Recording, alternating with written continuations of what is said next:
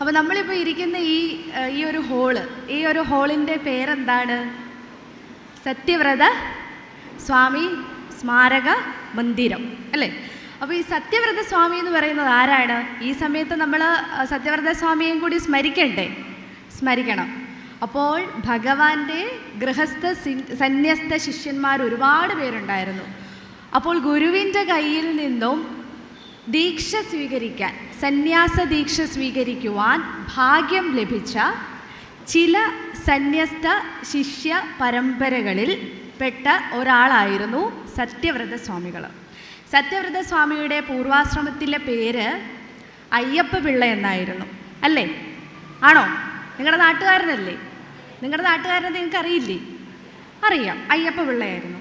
അപ്പോൾ നമുക്ക് അയ്യപ്പ പിള്ളയെ പറ്റിയിട്ടുള്ള കുറച്ച് കാര്യങ്ങളൊന്ന് കേൾക്കാം. ഇതല്ല നമ്മുടെ പ്രഭാഷണ വിഷയം ഇനി തുടങ്ങുന്നേ ഉള്ളൂ. പക്ഷെ അതിനു മുമ്പ് സത്യവ്രത സ്വാമികളെ നമുക്കൊന്ന് സ്മരിക്കാം. 1893 ഫെബ്രുവരി മാസമാണ് സത്യവ്രത സ്വാമി ജനിക്കുന്നത്. കുംഭമാസം 26-ാം തീയതി കുട്ടനാട്ടിലെ മാമ്പഴക്കരി എന്ന് പറയുന്ന മനോഹരമായ നിങ്ങളുടെ സ്വന്തം സ്ഥലത്ത് പോളച്ചിറ എന്ന് പറയുന്ന ഒരു നായർ തറവാട്ടിലാണ് അദ്ദേഹം ജനിക്കുന്നത്. പോളച്ചിറയല്ലേ? ആണോ?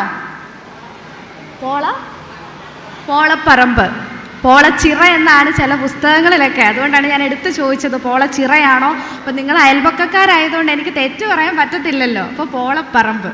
എന്തായാലും ഒരു നായർ തറവാട്ടിൽ ജനിച്ച സത്യവ്രത സ്വാമികൾ ചെറുപ്പത്തിൽ നന്നായി പഠിക്കുകയും അതുപോലെ തന്നെ മറ്റ് വിഷയങ്ങളിലൊക്കെ നല്ല മിടുക്കനായ ഒരു ബാലനായിരുന്നു, ഒരു യുവാവായിരുന്നു. നന്നായി അദ്ദേഹത്തിന് കായിക പരിശീലനങ്ങളൊക്കെ ലഭിച്ചിട്ടുണ്ട്. നീന്തൽ വിദഗ്ധനായിരുന്നു. അങ്ങനെ പല മേഖലകളിലും അദ്ദേഹം സജീവമായി പ്രവർത്തിച്ചുകൊണ്ടിരുന്ന സമയം അദ്ദേഹത്തിൻ്റെ കഷ്ടപ്പാടിൻ്റെ അടിസ്ഥാനത്തിൽ ഏകദേശം 15 വയസ്സുള്ളപ്പോഴാണ് അന്നത്തെ സമ്പ്രദായം അനുസരിച്ചുള്ള 7ാം തരം അദ്ദേഹം പാസ്സാകുന്നത്. പക്ഷെ നിർഭാഗ്യമെന്ന് പറയട്ടെ, അന്നത്തെ സാമൂഹ്യ വ്യവസ്ഥിതി വളരെ മോശമായതുകൊണ്ട് അദ്ദേഹത്തിന് തുടർന്ന് പഠിക്കാനായിട്ട് അവസരം ലഭിച്ചില്ല. പകരം അദ്ദേഹം അധ്യാപക വൃത്തിയിൽ ഏർപ്പെട്ടു. അങ്ങനെ ഇരിക്കുന്ന സമയത്താണ് നാരായണ ഗുരുദേവ സ്വാമിതൃപാദങ്ങൾ, നമ്മുടെ ഭഗവാൻ, കുട്ടനാട്ടിലേക്ക് വരുന്നത്. അപ്പോൾ കുട്ടനാട്ടിലുള്ള ഒരു അയ്യര് വൈദ്യരുടെ വീട്ടിൽ വരും. അയ്യര് വൈദ്യരുടെ കീഴിലുള്ള ശ്രീകൃഷ്ണപുരം എന്ന് പറഞ്ഞൊരു ക്ഷേത്രത്തിലേക്ക് ഭഗവാൻ ദർശനത്തിന് എത്തുന്നതാണ്.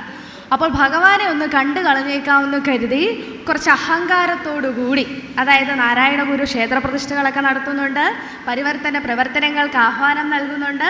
അപ്പോൾ ഇങ്ങനെയൊക്കെ ചെയ്യുന്ന നാരായണ ഗുരുവിനെ ഒന്ന് കണ്ടു കളഞ്ഞേക്കാം എന്ന അഹങ്കാരത്തോടുകൂടി ആര് കാണാൻ വന്നു?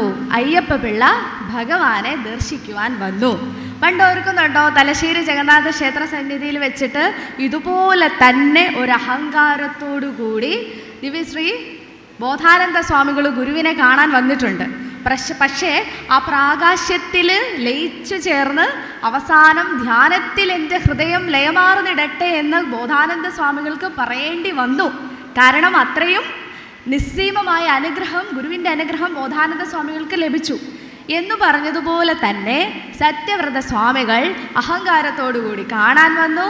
പക്ഷേ ആ ചൈതന്യ വലയത്തിൽപ്പെട്ട് സത്യവ്രത സ്വാമികൾക്ക്, അതായത് അയ്യപ്പ പിള്ളയ്ക്ക്, ഒരക്ഷരവും ഗുരുവിനോട് ചോദിക്കുവാനോ പറയുവാനോ പറ്റാതെ വന്നു. അപ്പോൾ അയ്യപ്പ പിള്ളയെ കണ്ട മാത്രയിൽ ഗുരു ചോദിക്കുന്നുണ്ട്, ആര്? ഇതിവിടുത്തെ വാദ്യാരല്ലേ എന്ന് ചോദിക്കുന്നുണ്ട്.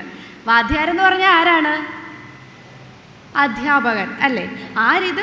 വാദ്യാരല്ലേ, ഇവിടുത്തെ വാദ്യാരല്ലെന്ന് ചോദിക്കുന്നുണ്ട്. അപ്പോൾ അതെ എന്ന് മാത്രമാണ് അദ്ദേഹം അന്ന് മറുപടി പറഞ്ഞത്. ഇതൊക്കെ ചരിത്രത്തിൽ രേഖപ്പെടുത്തി വെച്ചിരിക്കുന്നതാണ്. അദ്ദേഹത്തിനൊന്നും സംസാരിക്കാൻ പറ്റിയില്ലെന്നാണ് ശിഷ്യഗണന്മാരുടെ നോട്ടുകളിലൊക്കെ നമുക്ക് കാണാൻ കഴിയുന്നത്. അങ്ങനെ അദ്ദേഹം തിരികെ വീട്ടിൽ വന്നു കഴിഞ്ഞിട്ടും ഗുരുവിനെ മറന്നുകൊണ്ട് അദ്ദേഹത്തിന് ഇരിക്കാൻ കഴിയുന്നില്ല. ഊണിലും ഉറക്കത്തിലും ഒക്കെ ഗുരുവിൻ്റെ നാമം മാത്രമാണ് അദ്ദേഹത്തിൻ്റെ മനസ്സിലേക്ക് കയറിക്കൂടുന്നത്. അങ്ങനെ ഗുരുവിൻ്റെ ശിഷ്യത്വം സ്വീകരിക്കണമെന്ന അതിയായ ആഗ്രഹം കൊണ്ട് അദ്ദേഹം അമ്മയുടെ അനുവാദം വാങ്ങി. മനസ്സില്ലാ മനസ്സോടുകൂടി അമ്മ മകനെ അനുവദിച്ചു, സന്യാസം സ്വീകരിക്കാൻ അനുവദിച്ചു. അങ്ങനെ സന്യാസം സ്വീകരിക്കുവാനായിട്ട് അദ്ദേഹം ആലുവ അദ്വൈതാശ്രമത്തിലേക്ക് യാത്രയായി. അവിടെ ചെന്നു. ചൈതന്യസ്വാമികളായിരുന്നു ആ സമയത്ത് മഠാധിപതി. അപ്പോൾ ചൈതന്യസ്വാമികളുടെ ഒക്കെ നിർദ്ദേശാനുസരിച്ച് കുറച്ച് ജോലികളൊക്കെ ആശ്രമത്തിൽ ചെയ്തു, സംസ്കൃതം പഠിപ്പിച്ചു.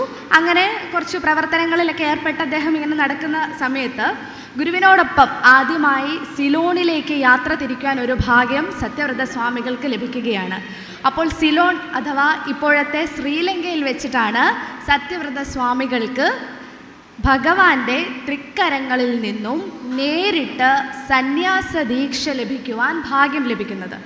സത്യം വ്രതമായി സ്വീകരിച്ചവനായിട്ടുള്ള പേരോടുകൂടി സത്യവ്രതൻ എന്നുള്ള പേര് ഗുരു സത്യവ്രത സ്വാമികൾക്ക് നൽകുകയും ചെയ്തു. ഏകദേശം 2 വർഷക്കാലം അദ്ദേഹം സിലോണിൽ താമസിച്ചു. ഗുരുവിൻ്റെ ധർമ്മപ്രചരണങ്ങളൊക്കെ ഏറെ നന്നായി തന്നെ അദ്ദേഹം പ്രചരിപ്പിച്ചു. ശേഷം കേരളത്തിലേക്ക് തിരിച്ചു വന്നു. കേരളത്തിലേക്ക് തിരികെ വന്ന സമയത്ത് നമ്മുടെ ഇവിടെ സർവമത സമ്മേളനത്തിൻ്റെ സമ്മേളന സെക്രട്ടറി ആയിട്ട് അദ്ദേഹത്തെ തിരഞ്ഞെടുത്തു. അന്നേ ദിവസമുള്ള സ്വാഗത പ്രസംഗത്തിൻ്റെ ഉത്തരവാദിത്വവും അയ്യപ്പപിള്ള എന്ന സത്യവ്രത സ്വാമികൾക്കാണ് നൽകിയത്. അതിനുശേഷം നിരവധി വിദ്യാഭ്യാസ പരിവർത്തന പ്രവർത്തനങ്ങൾക്ക് അദ്ദേഹം നേതൃത്വം കൊടുത്തു. പിന്നീട് അല്പം കൂടി മുൻപോട്ട് സഞ്ചരിച്ച് വരുന്ന സമയമായപ്പോൾ ശ്രീനാരായണ ധർമ്മ പരിപാലന യോഗത്തിൻ്റെ പലതവണ തിരഞ്ഞെടുക്കപ്പെട്ട ഡയറക്ടറായിട്ട് അദ്ദേഹം സേവനമനുഷ്ഠിച്ചു. ശിവഗിരി മഠത്തിൻ്റെ സെക്രട്ടറി എന്ന നിലയിലും അദ്ദേഹം പ്രവർത്തിച്ചിട്ടുണ്ട്. അതിനുശേഷം ഒരിക്കൽ അദ്ദേഹം തൻ്റെ സ്വന്തം നാടായ മാമ്പുഴക്കരയിലേക്ക് വരുന്ന വഴി വള്ളമാറ്റിൽ മുങ്ങി. പക്ഷെ നിരവധി പേരെ നീന്തി രക്ഷപ്പെടുത്തി. പക്ഷെ അദ്ദേഹത്തിൻ്റെ പനി വല്ലാതെ വർദ്ധിച്ചു. ആനന്ദാശ്രമത്തിൽ കിടപ്പിലായിരുന്ന സത്യവ്രത സ്വാമികൾ 1926 സെപ്റ്റംബർ 2 മഹാഗുരുവിൻ്റെ മഹാസമാധിക്ക് 2 വർഷം മുൻപ് അദ്ദേഹം ഈ ബ്രഹ്മ ചൈതന്യത്തിൽ വിലയം പ്രാപിക്കുകയായിരുന്നു. അപ്പോൾ ഇങ്ങനെയുള്ള സത്യവ്രത സ്വാമികളുടെ നാമത്തിലുള്ള നമ്മുടെ ഈ ഒരു ഹോളിൽ നമ്മൾ നിൽക്കുമ്പോൾ സത്യവ്രത സ്വാമികളെയും അതുപോലെ തന്നെ ഗുരുവിൻ്റെ മറ്റ് ഗൃഹസ്ഥ സന്യസ്ത ശിഷ്യഗണങ്ങളെയൊക്കെ തന്നെ നമ്മൾ ഈ ഒരു സമയം നമ്മൾ ഓർക്കേണ്ടതാണ്. നമ്മൾ അനുഭവിക്കുന്ന സ്വാതന്ത്ര്യങ്ങൾ, നമ്മൾ അനുഭവിക്കുന്ന സുഖങ്ങൾ, നമ്മൾ അനുഭവിക്കുന്ന മോക്ഷങ്ങളൊക്കെ നമുക്ക് ലഭിക്കുന്നതിന് വേണ്ടി അഹോരാത്രം പ്രയത്നിച്ച ഗുരുവിൻ്റെ ശിഷ്യഗണങ്ങളെയും ഈ സമയത്ത് നമ്മൾ ഓർക്കേണ്ടതാണ്.